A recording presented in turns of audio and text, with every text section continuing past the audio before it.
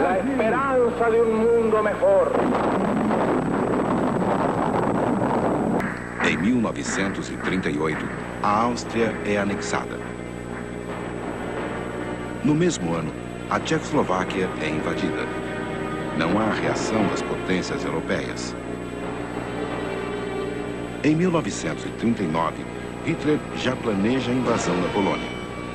No final de agosto, é forjado um ataque polonês à estação de rádio alemã de Gleiwitz, na fronteira com a Polônia.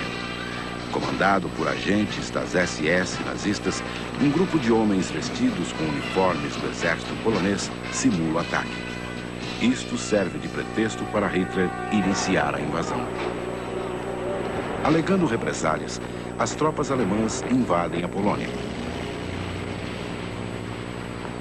Mas, desta vez, há reação. Os acordos da Polônia com a Inglaterra e com a França impedem esses países de cruzar os braços. Inglaterra e França exigem que a Alemanha saia do território polonês. Os alemães não cedem. Começa a Segunda Guerra Mundial.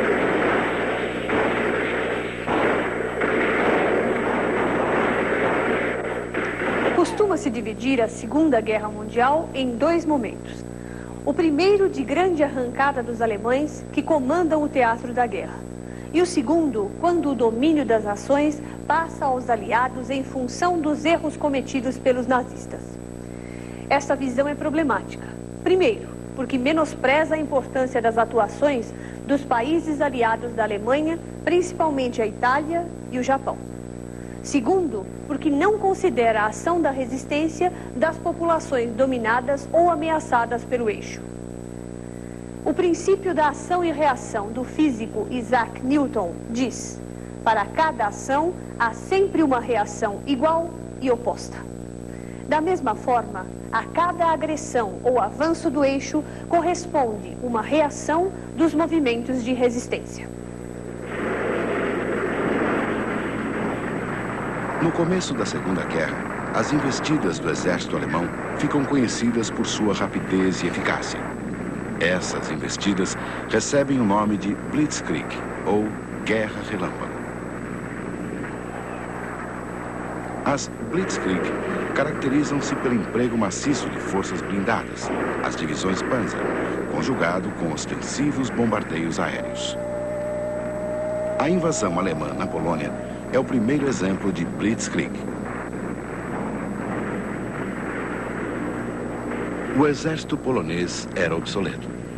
Seus aviões são destruídos antes de levantar voo. Em menos de 3 semanas, a Alemanha domina a parte ocidental do território polonês. Ali, estabelece um governo geral e inicia a perseguição aos judeus.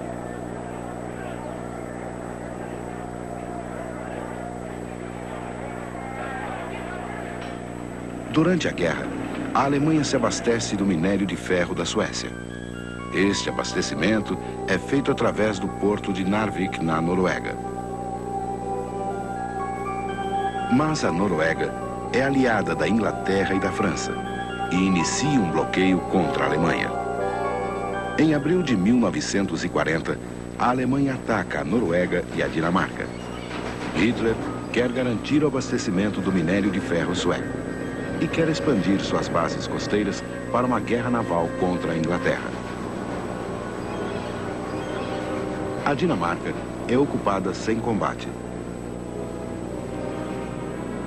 As forças da Noruega se rendem em junho. O rei norueguês, Håkon VII, se refugia em Londres e forma um governo no exílio. Para conter os avanços alemães, soldados franceses e ingleses são enviados para a Bélgica e para a Holanda. Mas em maio, Bélgica e Holanda capitulam frente às forças alemãs. Mais de 300 mil franceses e ingleses ficam isolados no porto de Dunkerque, na França. São forçados a uma retirada de emergência. É a famosa retirada de Dunkerque. 40 mil franceses são aprisionados.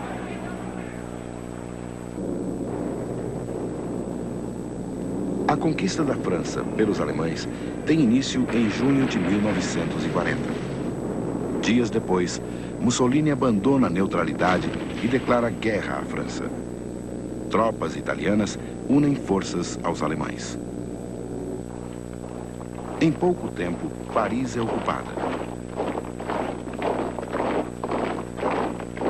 A 22 de junho é assinado o armistício. A França fica dividida em duas zonas. Uma ocupada militarmente, outra livre de soldados, mas subjugada politicamente. Em setembro de 1940, a Alemanha, a Itália e o Japão formam um pacto. É o conhecido Eixo Roma-Berlim-Tóquio. O eixo, inicialmente formado por Alemanha, Itália e Japão, recebeu a adesão de outros países.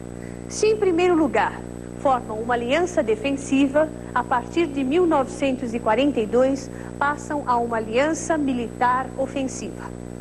A expansão alemã muitas vezes se deu como auxílio aos seus aliados. As fracassadas invasões da Itália, na Grécia e no norte da África obrigam Hitler a vir em socorro de Mussolini.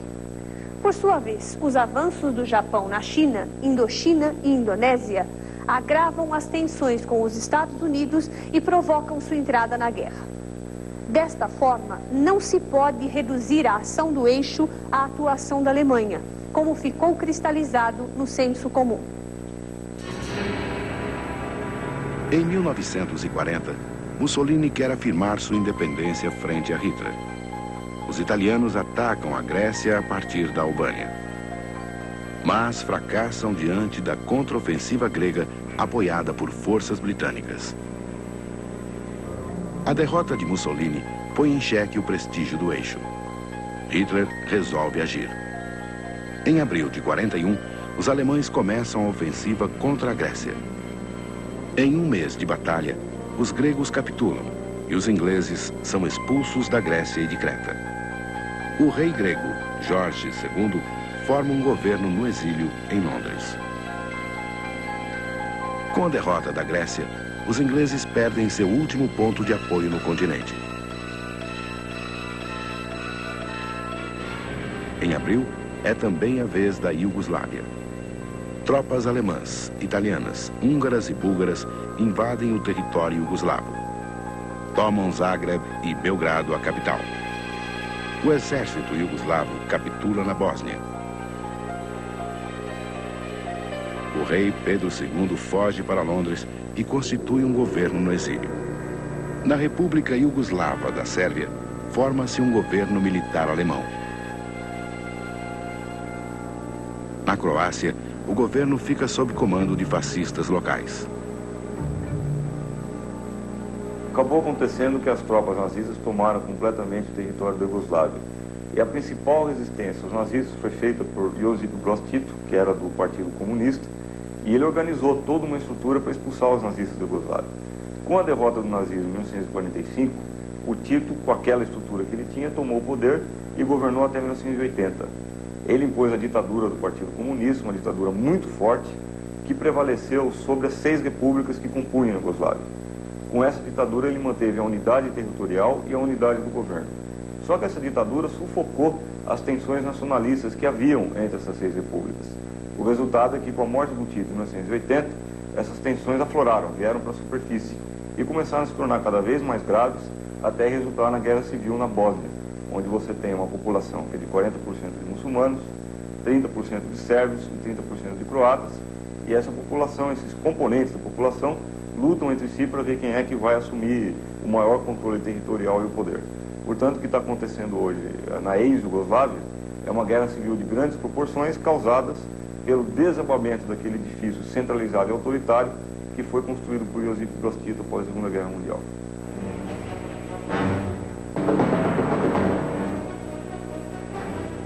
Ainda em 1940, Mussolini ataca o norte da África. Desde o século XIX, o norte da África é palco de disputas coloniais entre franceses e ingleses. Ao atacar a África, a Itália está atacando os impérios da França e da Inglaterra. Em dezembro, uma contraofensiva inglesa retoma algumas posições. Mussolini pede ajuda a Hitler. Em janeiro do ano seguinte, Hitler entra na Guerra do Norte da África. As tropas alemãs, os Afrika Korps, são comandadas pelo general Erwin von Rommel. Por sua notável habilidade de estrategista, Rommel ganhou o cognome de a Raposa do Deserto. É comum considerar que a Alemanha tinha o controle absoluto da guerra até 1942, com a derrota em El Alamein, no norte da África, e mais tarde com os problemas no front russo em Stalingrado. Mas observando-se o dia a dia das populações dominadas, vê-se que desde o começo da guerra existia resistência. Essa resistência inicialmente manifestou-se na luta diária do homem comum, pois os governos ou não estavam suficientemente preparados para reagir ou tendiam a capitular. O caso da França do Marechal Pétain é típico. Assim, a resistência se constrói no cotidiano, acima dos comandos dos governos. Um exemplo é a resistência francesa, clandestina, organizada no exílio ou pelo Partido Comunista. Age por sabotagem numa estratégia de acúmulo de pequenas iniciativas. Outro exemplo é o povo inglês, que consegue manter a crença frente aos maciços bombardeios aéreos. No próximo bloco, a França dominada, pilhagens e repressão. O Marechal Pétain colabora com os nazistas. O surgimento da resistência francesa. O general de Gaulle e a resistência no exterior. E a batalha aérea da Inglaterra. O exército francês se rende aos alemães. A parte norte do país é ocupada pelas tropas de Hitler.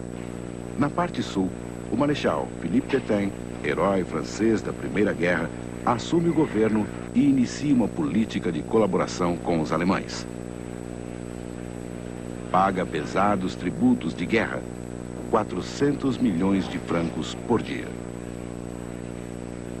Internos estrangeiros em campos de concentração. E inicia a perseguição aos judeus. As manifestações contra o governo são imediatamente reprimidas.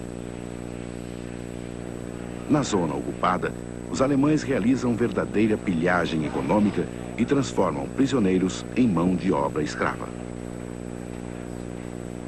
Com o crescimento da oposição, aumentam as represálias. Em 1944, na cidade de Oradour-sur-Glane, homens são fuzilados e mulheres e crianças são queimadas vivas dentro de uma igreja. Tudo isso acontece com a conivência ou com a participação direta do Marechal Pétain.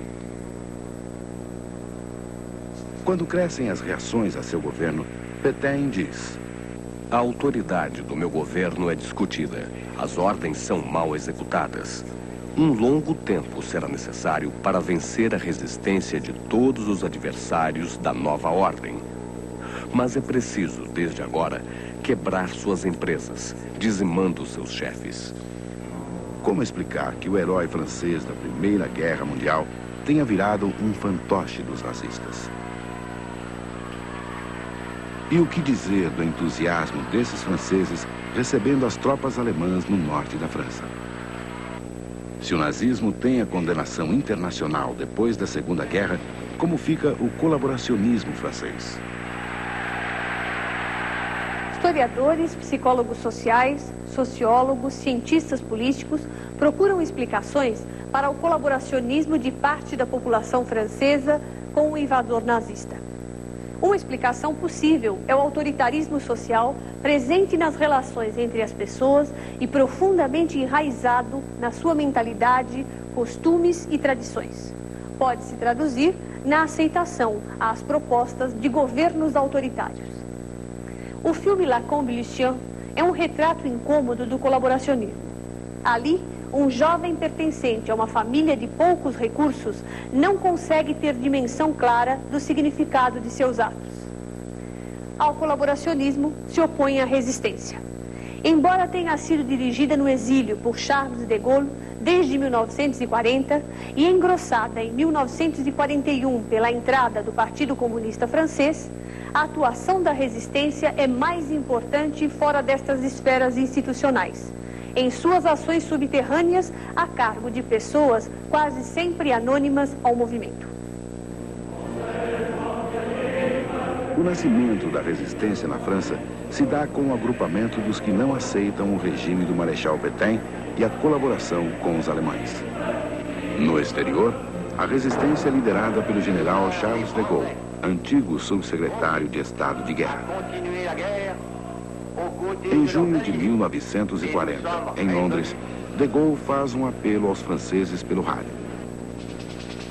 Eu, general de Gaulle, atualmente em Londres, convido todos os oficiais e soldados franceses, os engenheiros e os operários especializados das indústrias de armamento que se encontram em território britânico a se aliarem a mim. De Gaulle forma um pequeno exército francês que luta ao lado dos ingleses. Dentro da França, em 1941, já se faz sentir na população a reação contra a fome e a repressão do regime de Pétain e dos alemães.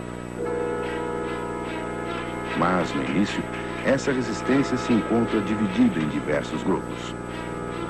Em 41, com a invasão da União Soviética pela Alemanha, o Partido Comunista Francês se engaja na resistência. Acostumados à clandestinidade, os militantes comunistas são hábeis em canalizar o descontentamento da população para a causa da resistência. O Partido Comunista traz um grande dinamismo para o movimento. Criaram-se entre os comunistas as organizações especiais. Era um grupo de 4 a 5 pessoas encarregadas de proteger os protestos populares nas empresas, de castigar os traidores da pátria, de castigar os agentes da repressão, porque Vichy, o governo de Pétain em Vichy, era mais inimigo dos resistentes franceses do que a própria Gestapo e do que a própria Alemanha. As mulheres cumpriam também vários tipos de funções, desde o transporte de armas, de munições, até a fabricação de documentos falsos, a escolta de militantes procurados para os maquis ou para outras regiões onde não eram conhecidos, faziam um trabalho de inteligência também, de informações, de localizar, por exemplo, traidores, de seguir, de conhecer os hábitos dele para que eles possam mais tarde ser justiçados, né? E as mulheres participavam também da luta armada, alguns também estavam nos maquis, né? E faziam, sobretudo, ligações entre os comandos, ligações entre maquis e cidade. A resistência armada tomava formas diferentes. Primeiro, as indústrias de guerra da França trabalhavam para a Alemanha. Então fazia-se a sabotagem das indústrias, fazia-se a ocupação das empresas e a destruição de suas máquinas. Ocupavam-se as empresas que eram guardadas, eram operações de força, e ao mesmo tempo se destruíam as suas máquinas. Os alemães levavam os mantimentos franceses, os armamentos franceses, os produtos franceses para as suas frentes de guerra. E, apesar de tudo isso, os transportes eram um ponto vulnerável. E, portanto, a sabotagem dos transportes, o incêndio das grandes cisternas de combustível, o descarrilamento dos grandes comboios levando armas e munições e materiais e alimentos, o descarrilamento dos grandes comboios levando tropas de um lugar para outro, eram formas da resistência. Em meados de 1940, a maior parte da Europa está sob domínio do Terceiro Reich nazista. Neste momento, a Inglaterra é o único adversário dos alemães na Europa Ocidental ainda não invadido. Seu líder é Winston Churchill, eleito primeiro-ministro em substituição a Chamberlain. Jornalista, historiador, oficial da Marinha, deputado e ministro, Churchill se notabilizara por suas posturas polêmicas. Em 1936, acreditava que a Grã-Bretanha deveria ficar fora de uma guerra europeia. Mas em 1938, quando Hitler desrespeitou os acordos de Munique e invadiu a Tchecoslováquia, Churchill foi taxativo. Hitler tinha que ser detido.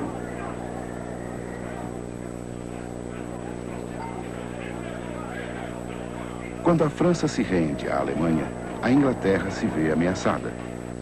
Se os alemães se apoderassem dos navios franceses, a armada de Hitler ficaria equipada para tentar uma invasão da Grã-Bretanha.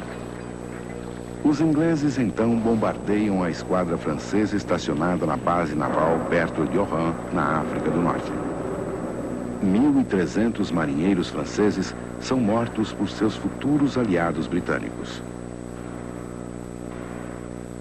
Após a conquista da França, os alemães esperam que a Inglaterra reconheça a superioridade das forças do Terceiro Reich e aceite uma proposta de paz. Porém, os ingleses não querem paz com a Europa dominada pelo nazismo. Hitler decide atacar a Inglaterra. Mas as condições geográficas, a superioridade da marinha inglesa e o poder da sua força aérea dificultam uma invasão por mar. Hitler e seus comandantes decidem que a luta será no ar. A conquista da Inglaterra fica a cargo da Luftwaffe, a força aérea alemã comandada pelo marechal Hermann Göring. Em 1940, a Inglaterra é atacada. O país inteiro é mobilizado para a defesa. Os homens são recrutados pelo exército e as mulheres pelos setores civis. Para alimentar a população, o governo pede que todos plantem em cada pedaço de terra, até mesmo no centro de Londres. Sucessivos bombardeios atingem as cidades inglesas.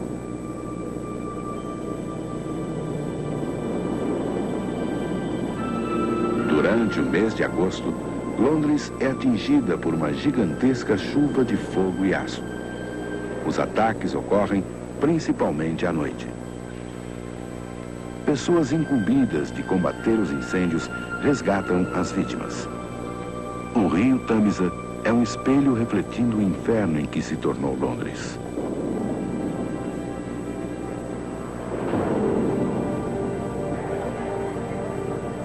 Os londrinos começam a se refugiar nas estações subterrâneas do metrô antes mesmo de serem autorizados a fazê-lo. À tarde, os trens param. Pessoas dormem nas plataformas, entre os trilhos, nas escadas, em qualquer lugar que consigam encontrar. No auge desse tipo de ataque, cerca de 200.000 londrinos buscaram refúgio nas estações do metrô. Na cidade, as consequências: casas em ruínas, hospitais destruídos. O centro de Londres é atingido. É grande o número de mortos e feridos. Mas, depois dos ataques, as ruas se enchem novamente. Programas de rádio são transmitidos. Exibem-se inúmeros filmes para encorajar o povo britânico.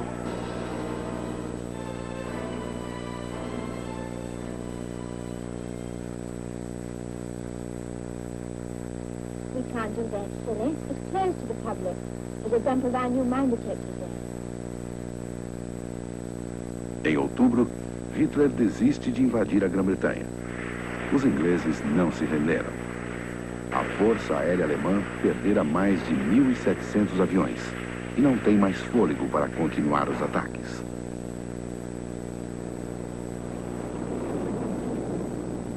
A resistência inglesa tem diferenças básicas da francesa. A Inglaterra não foi invadida. Por isso, o governo atua para derrotar o agressor, tanto na defesa do território, como coordenando ações militares para libertar os países conquistados pelo eixo. É inegável a participação do governo no comando da resistência. Mas, além disso, o povo resiste, com a continuidade de suas atividades, mesmo sob intenso bombardeio, com a manutenção do humor e com a criatividade na reconstrução do país. ZYB 851, Rede Cultura São Paulo. As estrelas e os grandes clássicos do cinema. no ano da melhor safra, episódio da série A História do Oscar, os primeiros 50 anos.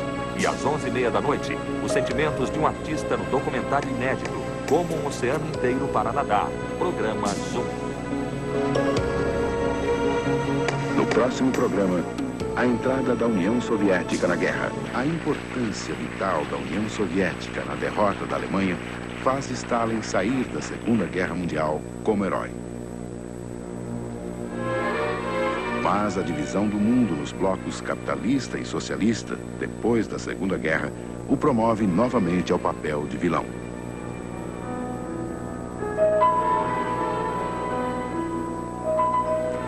Vamos ver como este documentário aborda a história de Stalin e sua atuação na Segunda Guerra. One name is associated with the death of 40 million Russians. 20 million due to his negligence in World War II. 20 more million from his ruthless repression. His name, Joseph Stalin. O documentário consiste, em geral, na associação de imagens de época com a fala de um narrador.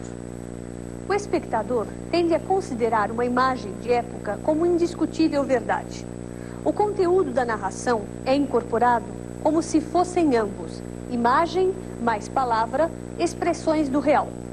Assim, o espectador não percebe que o documentário é uma interpretação de um tema, uma construção. Nem sempre é fácil perceber a intenção dos produtores através do olhar da câmera, da seleção das imagens ou do texto falado. Neste documentário canadense, o narrador trata Stalin como vilão e o chama de este homem. O mesmo narrador, entretanto, chama Roosevelt de presidente. No processo de edição das imagens e do conteúdo, há uma sutil ligação entre o autoritarismo de Stalin e a assinatura do Pacto de Não Agressão com Hitler. Também se insinua que Stalin teria esperado a Alemanha devastar a União Soviética para depois contra-atacar. Daí, o narrador deduz a responsabilidade de Stalin pela morte de 20 milhões de soviéticos.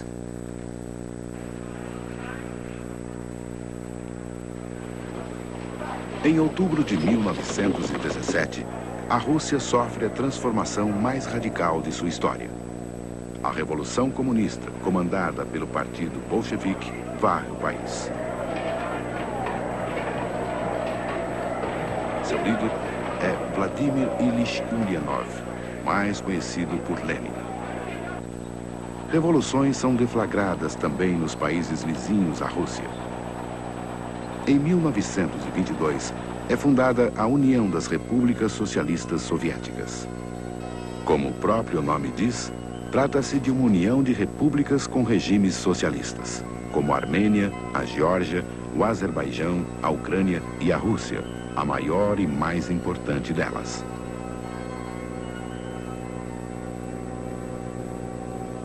Em 1924, com a morte de Lenin, acirra-se a disputa pelo poder entre Stalin e Trotsky.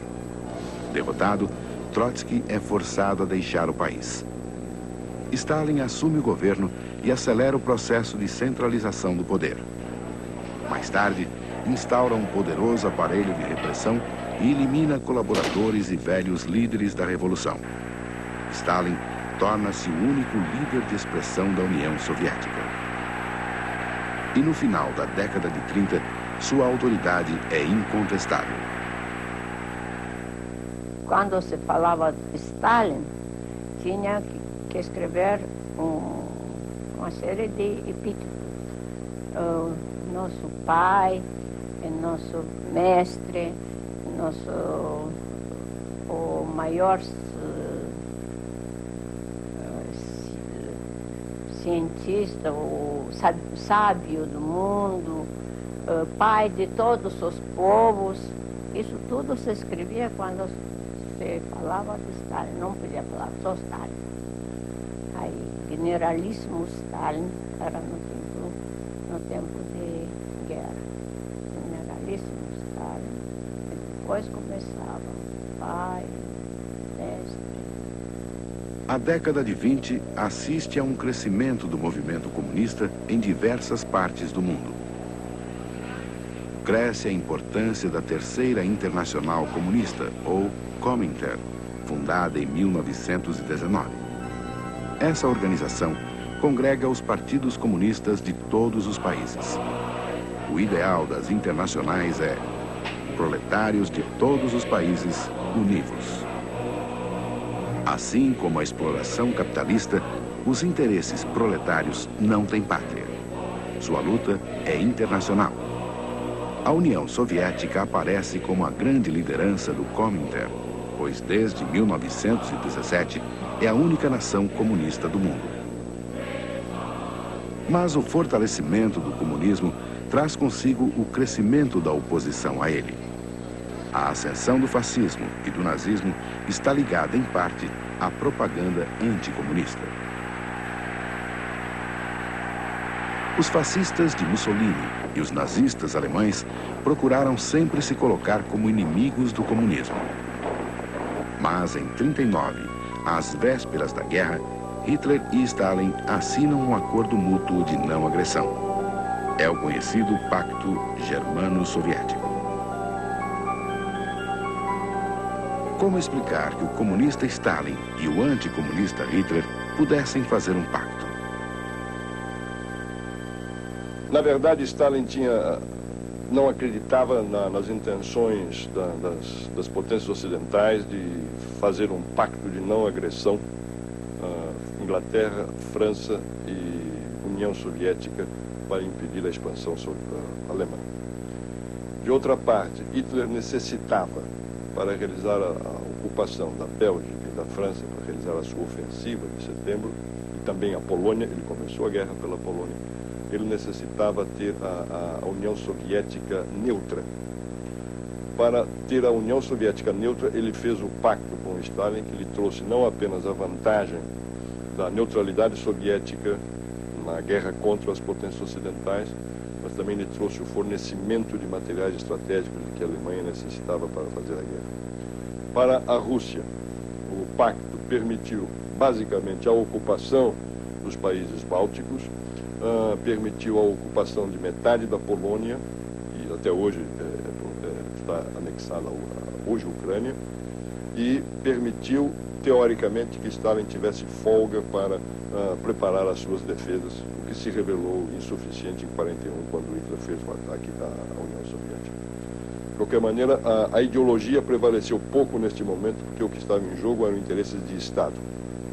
E a prova de que não são apenas os dois, Hitler e Stalin, que fazem este jogo de interesse de Estado contraposto à ideologia, é que quando Hitler atacou a Rússia em 41, Churchill declarou claramente na Câmara dos Comuns que ele iria até o inferno fazer um pacto com o diabo, desde que fosse um pacto contra Hitler. Mesmo depois de iniciada a guerra na Europa, a União Soviética se mantém cultivando relações diplomáticas com a Alemanha. Stalin é cauteloso com Hitler. Em novembro de 1940, os alemães convidam os soviéticos a integrar o eixo, a aliança militar da qual fazem parte a Alemanha, a Itália e o Japão. Mas, desde junho desse mesmo ano, Hitler já instruíra seus chefes militares para a preparação de um ataque contra a União Soviética. Este plano ficou conhecido como Operação Barbarossa. Em dezembro, enquanto os soviéticos e alemães negociam alianças, estas são as instruções do Führer a seus generais. As forças armadas alemãs devem estar preparadas para esmagar a União Soviética numa campanha rápida, antes mesmo da conclusão da guerra com a Grã-Bretanha. E em junho de 1941, quase um ano após o início da guerra, a Alemanha invade a União Soviética. Hitler desrespeita os acordos de amizade feitos com esse país.